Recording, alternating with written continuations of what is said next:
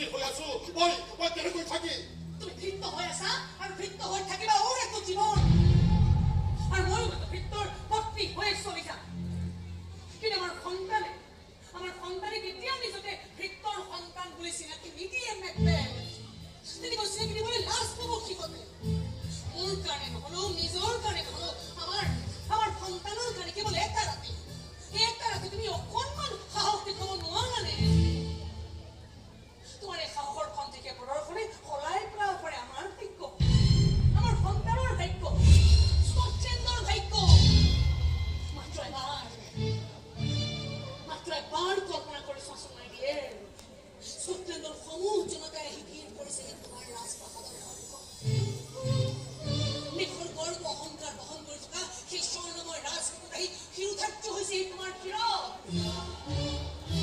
আকাশে বতাহে কোলাহল কৰি বিশাল জনতাই কৈছে ব্ৰেভো কিং মেকবেথ ব্ৰেভো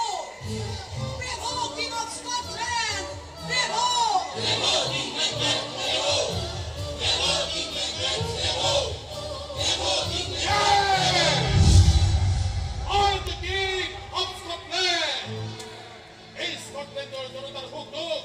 প্ৰাসাদত ভোগ কৰিবা তথা জনতাৰ সুৰক্ষাৰ সমস্ত দায়িত্ব মই মোৰ প্ৰতি লৈছো কিন্তু স্কটলেণ্ডৰ মান ম্লান হ'বলৈ নিদিয়ে